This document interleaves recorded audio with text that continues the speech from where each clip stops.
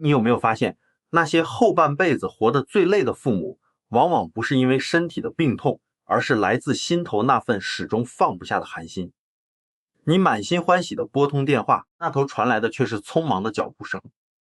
孩子语气生硬地说：最近很忙，没事就先挂了吧。除夕夜的饭桌上，你精心准备了一桌他爱吃的菜，手机却亮起一则讯息：今年去婆家过，你们自己吃吧。甚至当你躺在医院的病床上，最需要那一碗热粥的时候，等来的却是孩子的一句：我请不了假，你先找个看护吧。你一定在心里问过无数次，我为了小孩操劳一生，付出了所有，为什么换来的却是这样的冷漠？难道这就是我的命吗？但今天我要告诉你一个让你不敢相信的真相，这份冷漠与不感恩，其实是上天为你准备的一份顶级的修行密码。这到底是什么福报？为什么偏偏是你遇到了答案，就藏在接下来的故事里？要看透这份福报，我们得先回到2000多年前，看看佛陀留给我们的关于生命的真相。在杂含经里头，佛陀曾说过一段很有名的寄语：此有故彼有，此灭故彼灭。这句话听起来深奥，其实白话解释起来很简单，他是说这世间所有的相遇都是因为某种条件凑齐了才会发生，当条件消失了，这份缘分也就散了。你跟孩子之间的关系也是一种缘起，我们总觉得我是你妈，你理所当然要对我好，我养你大，你应该要感恩。但在业力的眼光里，亲情里头其实没有应该这两个字，只有缘分的流动。感恩是一种缘，冷漠也是一种缘，它们只是不同形式的显现。那么子女不感恩这件事，在业力的眼光里究竟是哪一种关系？在业力的账簿里，亲子之间的相处不外乎3种缘分。第一种是报恩怨，这辈子的孩子特别懂事，是因为前世你对他有恩，这辈子他是来还债的，所以他天生就想对你好。第二种是还债缘，这是我们最常见到的情况，是孩子欠了你，所以这辈子他持续向你索取，而你在不断的付出中慢慢把这笔账还清。而最让父母心碎的其实是第3种，叫做讨债缘。所谓的讨债缘是你欠了孩子的，这辈子他来到你身边就是为了把那笔账收回去。当他拿够了账，结清了缘分，自然就会变得平淡冷漠。他的离去或是不领情，其实不是他刻意要背叛你，而是那笔前世的账已经走到了终点，他没有留下来的业力理由了。但光知道讨债缘还不够，更深的问题是，作为父母，我们自己在这种纠缠的关系里到底种下了什么样的业？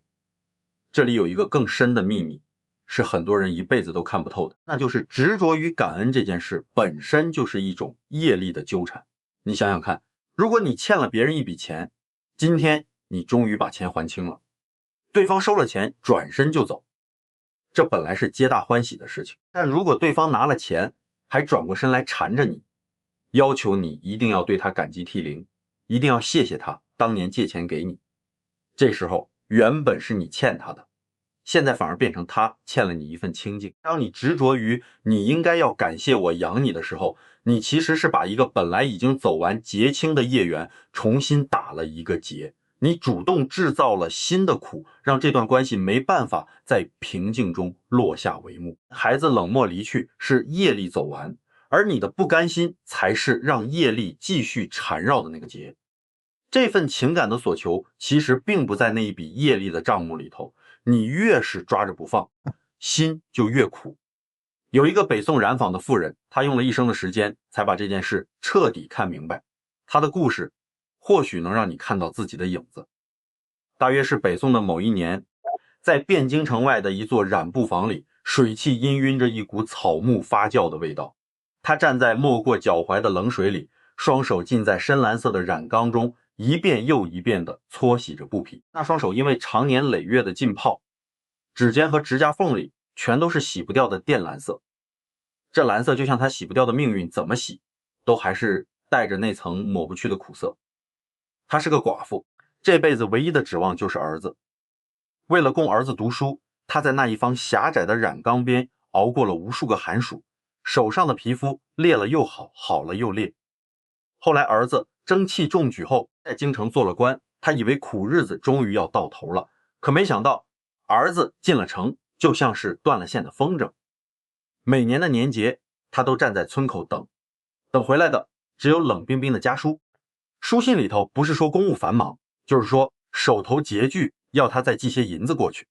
他总是对邻居说，我儿子忙，那是为朝廷办大事，等他在那边稳定了，就会接我过去享福了。他一边说，一边用那双染蓝的手摸着怀里那封旧信，眼神里满是骄傲，也满是卑微。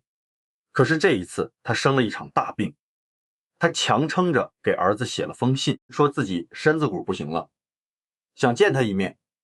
一天过去了，一个月过去了，整整3个月的时间，那封信就像石沉大海，一点回音都没有。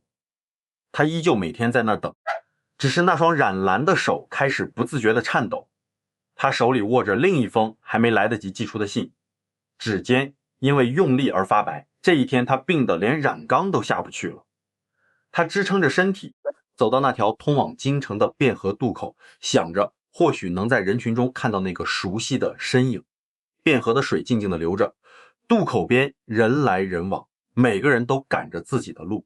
没人注意到，在江边的枯柳下坐着一个精神萎靡的妇人。一位行脚僧正好路过这片渡口，他穿着一身补丁布衣，脚步从容，目光平静而深邃。他看过无数众生相，但唯独被眼前的妇人吸引了。他走到她跟前，看着她那双即便在干枯状态下依旧透着深蓝色的手，以及那双虽然浑浊却死死盯着远方的眼睛。他在他身旁坐下，声音温暖而平缓地问，老人家，你坐在这风口上是在等谁呢？他像是被惊醒了一般，赶紧把手里那封信往怀里藏，嘴里却习惯性地嘟囔着，我在等我儿子，他在京城做大官，平时忙得很，这2天肯定会来的。他看着他那因为过度用力而显得僵硬的手指，轻声叹了口气说，你这握信的手都发白了，是在等他的人，还是在等那张纸上的回音？他愣住了，他低下头看着那封被自己捏的褶皱的信，眼眶一下子就红了。他想替儿子辩解，想说他不是那样的人，可话到嘴边却只剩下一声沙哑的哽咽。他看着他，眼神中带着慈悲与认可，那种眼神仿佛看穿了他这几十年来在染缸边熬过的所有夜晚。他沉默了很长时间，他看着奔流不息的江水，突然转过头对他问了一个问题，那个问题让他当场掩面痛哭了。他看着他说，语气笃定而温柔，老人家，你想想看，你这么多年不肯离开这渡口，你等的到底是那个早已长大的儿子，还是想等他亲口承认你这辈子的付出都是值得的？他的哭声止住了，他呆呆地看着他。他接着说，《金刚经》里头说，应无所住而生其心，你的心现在就住在这封信上，住在那个一定要他感恩的念头里。你觉得他不感恩，就是对你这辈子的否定，所以你不敢放手，你怕一放手，你这双染蓝的手就白费了，你这辈子的苦就没意义了。他听着心像是被什么东西猛地撞了一下。他第一次意识到，这3年来他等的根本不是一个人，而是一句谢谢，娘你辛苦了，那是他为自己开出的一张账单。而儿子是那个永远不想还债的人，只要这张账单还在，他的心就永远被锁在那冰冷的染缸边。这世间的孽缘，有的来报恩，有的来讨债，当债还清了，缘分也就散了。强留只会让旧业未消，新业又起。请先在留言区为受过委屈的自己，或者是身边正在受苦的人，留下这句最深切的祈愿，愿我照见执着得大自在。让我们带着这份觉察，看一看他后来的选择了。那位修行人走后，他在渡口坐到了天黑，江风很凉，但他的心却有一种前所未有的清透。他站起身，拍了拍身上的尘土，回到那个冷清的空屋。他没有等来儿子，但他做了一件此后让他心中轻了一半的事。回到屋里，他没有点灯，他摸黑走到了灶火边，灶里的火星还没完全熄灭，透着一点点暗红色的光。他从怀里掏出那封过了3个月写满了委屈却始终没有寄出的信，还有那一点他保存了许久的儿子的旧家书。他蹲下身子，看着那些曾经让他又哭又笑的字迹，语气平静的自言自语，这笔账到今天就算结清了吧，你不欠我的了，我也不再欠这份执着了。他把信封投进了灶火里，火苗猛地跳了一下，瞬间就把那些写满了期待与埋怨的纸张吞噬了，映得他的脸忽明忽暗。他就那样静静地看着，直到火光最后化为灰烬。他没有等到儿子回来，那个远在京城的官员依旧过着他的显赫生活，外境分毫没有改变。但那个夜晚，他回到床上，却感觉压在胸口3年的那块大石头在那一瞬间消失了。他的呼吸变得均匀，身体不再绷得紧紧的。那一晚他睡着了，那是他这3年来第一次睡得如此安稳。梦里没有染缸，也没有渡口，只有一片白茫茫的清静。放手不一定能改变别人，但放手一定能救回你自己。很多父母会觉得遇到了冷漠的孩子是这辈子最大的遗憾，甚至觉得是上辈子造了孽。但如果你换个角度看，这份冷漠其实是业力为你准备的一份觉醒加速器。为什么这么说呢？因为当我们对感恩的执着已经阻碍了灵性的成长时，业力就会安排一个完全没有感恩可执着的环境，强迫你断掉向外索取的念头，逼着你转向内修。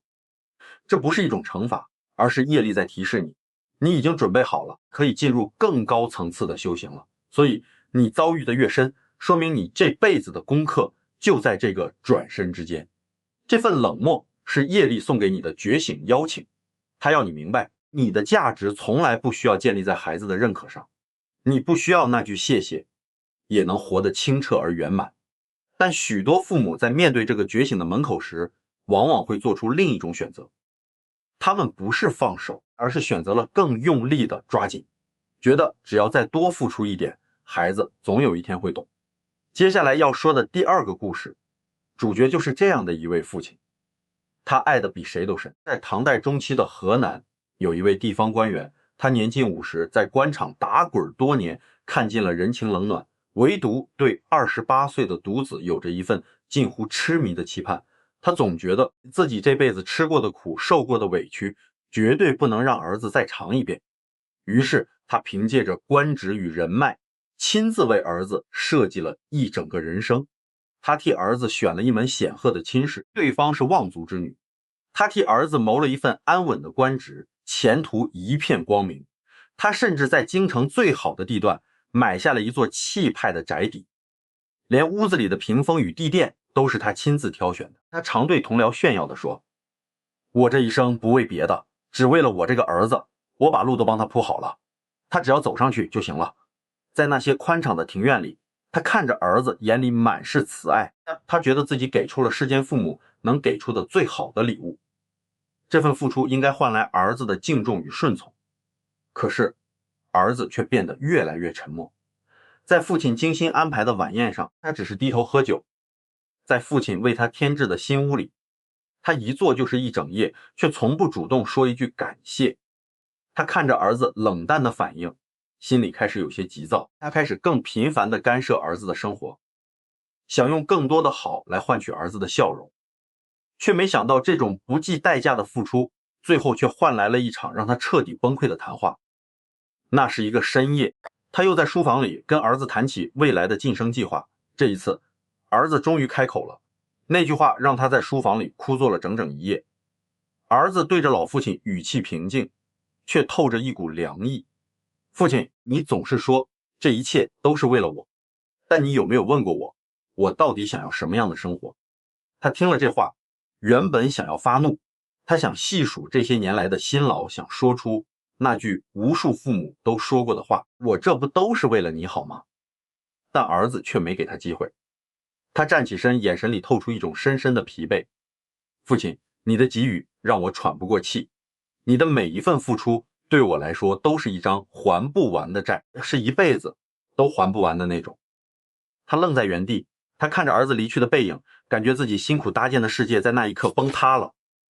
他一直以为给予就是爱，付出就是慈悲，但他从来没想过，这种不问对方需求的给予，在本质上其实是一种占有。他不是在养儿子，而是在雕刻一个符合他想象的作品。他用爱作为名义，在儿子身上刻下了一道道枷锁，让儿子背负着沉重的情感债务。每当儿子想走自己的路，那份不感恩的罪恶感就会像绳索一样把儿子勒得生疼。这就是为什么儿子选择了冷漠，因为那是他唯一的防御，是他对这份沉重压迫的无声反抗。他在黑夜中慢慢意识到，他给出的那些金钱与权势背后都藏着一张隐形的账单。他要的是儿子的顺从，要的是儿子对他人生价值的肯定。这场关于爱的幻觉让他痛苦不堪。后来他去山中找了一位禅师，想寻求一个解脱的答案。那座禅寺藏在云雾深处，香烟缭绕。他跪在禅师面前，泪流满面地诉说着自己的委屈。他说自己如何含辛茹苦，如何为儿子操碎了心，却换来这样的结局。禅师听完并没有急着安慰他，而是放下了手中的茶杯，平静地问了他一个问题。这个问题让他瞬间陷入了沉默。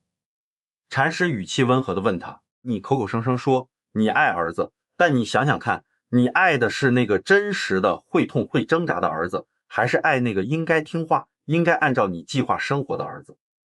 他张了张嘴，却发不出声音。禅师接着说，心经里头教我们无挂碍，故无有恐怖。你对儿子的那些应该，其实是你为自己铸造的挂碍。你把儿子当成了你付出的回报，当成了一个证明你成功的工具。所以当他表现得不合你的期待时，你就觉得被背叛了，觉得心疼了。但你忘了，他是一个独立的灵魂，他不是你的续集，更不是你的账本。当你放下了他应该如何的执着，你才能真正看见他。当你不再试图控制他的命运，你才能给他真正的自由，也才能给你自己真正的解脱。他在禅师的目光中第一次感受到了什么叫做平视。他意识到自己以前看儿子的眼神总是带着审视与期待，却从未真正尊重过那个灵魂的本来样子。那一天下山后，他做了一个决定，他决定放手。而这个决定带来了一个他完全没预料到的转机。回到家后，他不再过问儿子的官场琐事，不再提醒他什么时候该去拜访权贵。他甚至主动对儿子说，那座宅邸，如果你住的不顺心，随你处置，你想去哪里就去吧。他第一次停止了所有的安排，他开始把重心放回到自己身上。他读经打坐，学习如何让自己的心不再依附于儿子的反应。原本他以为放手之后，儿子会离他更远，甚至会彻底消失在他的生活里。但奇妙的事情发生了，在一个微雨的午后，他正独自在凉亭里喝茶，儿子竟然主动走了过来。儿子没有像往常那样带着防备与沉默，而是平静地坐到了他对面。儿子看着父亲，语气带着一点惊讶，父亲，您最近似乎变了，您的眼神里不再有那种让我害怕的期待了。那是父子俩这几年来第一次真正意义上的对话，没有叮咛，没有教导，也没有隐藏在背后的交易，只有两个人安静地分享着那一壶热茶。他发现，当他不再试图去管儿子的时候，他才第一次感觉到他在陪儿子，而儿子也第一次感觉到父亲是一个可以亲近的长者，而不是一个随时会开出账单的债主。关系里的业力就这样在放手的那一瞬间悄悄地松动了。原来最高级的爱不是给予对方你认为最好的东西，而是给予对方最亲近的陪伴与尊重。这份转化让他明白，放下应该，亲情才能呈现出他最真实最温婉的样子。说到底，这世间所有的关系其实都没有一个固定的样子，在佛法里头，这叫做缘起性空。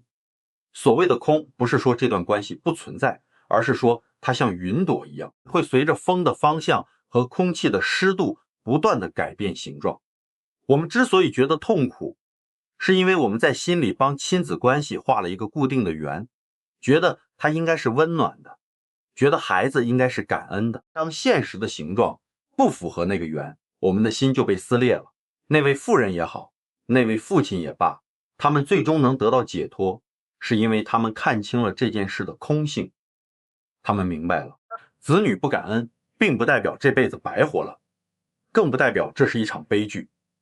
这只是业力在此刻呈现出来的一种特殊形态。当你不再试图抓住那个原本就没有固定形状的东西，你的福报才真正开始启动。那么具体来说，一个遇到不感恩子女的父母，今天就可以开始做哪些事来转化这份苦涩呢？这份修行不需要你出家，也不需要你每天打坐，只需要你在日常生活中尝试以下2个简单的方法。第一个方法叫做认，也就是认清业缘本质。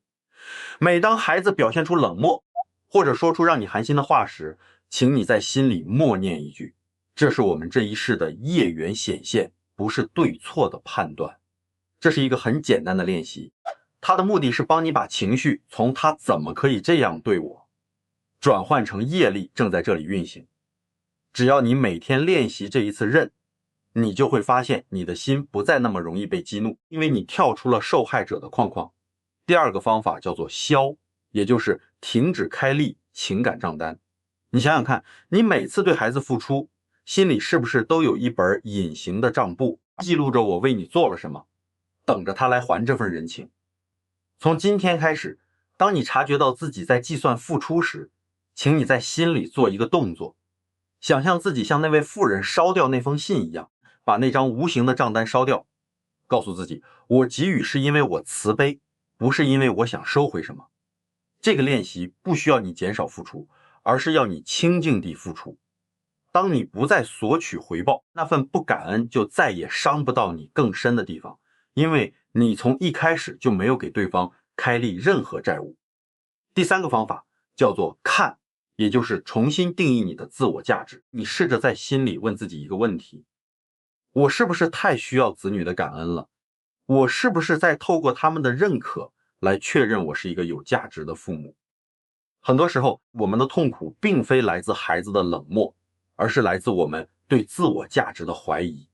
我们把这辈子的成败全压在了孩子的反应上，这对孩子来说太重，对你来说也太不公平。你是一个独立的圆满的灵魂，即便没有那句谢谢你，这一生的善良与辛劳也依然闪闪发光。开始从内心深处确认自己的价值，这才是修行的起点。第4个方法叫做伴，也就是转化连接方式。尝试从那种我给你，你就要回报的索取型连接，转向一种我陪你而不求东西的亲近型陪伴。以后和子女的每一次互动，不管是打电话还是见面，试着只做当下的陪伴，不带任何期待。他接不接电话，回不回复消息，那是他的业力，而你能不能心平气和的在那里，那是你的修行。这不是要你放弃这段关系，而是要你净化这段关系，让它从债务纠缠变成一场清净的同行。这不是修行的终点，而是一段新的亲子关系的起点，更是一段让你重新找回自己的旅程。讲到这里，我想对所有正在受苦的父母说，你现在遇到的这件事真的不是诅咒，而是一个精准的密码。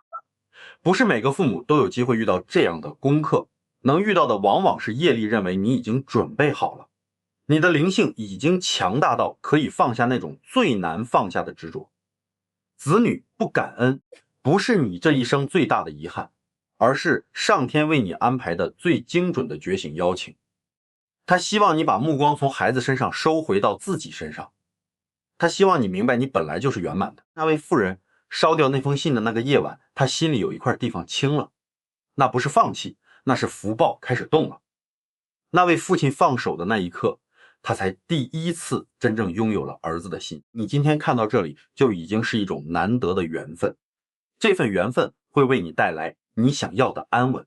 请相信你的善良绝对不会白费，他们正在以另一种方式守护着你。如果今天这段分享让你心里有什么东西动了，请先在评论区为自己打上一句，我愿意放下那张账单，愿我心中自有清凉。如果你身边也有正在心疼自己，为了孩子而整夜难眠的朋友，也请把这段分享转发给他，让他知道他不是一个人。这份苦其实是一份藏起来的福气。我也很想请你在留言区告诉我，你今天最想烧掉的是心里的哪一封信，哪一场期待？让我们在这个修行场里互相扶持，彼此点亮。愿你从今天起不再是在等那一句谢谢。愿你知道你本来就值得被爱，不需要任何人的感恩来确认。愿你的心永远自在，愿你今生所种皆有善果。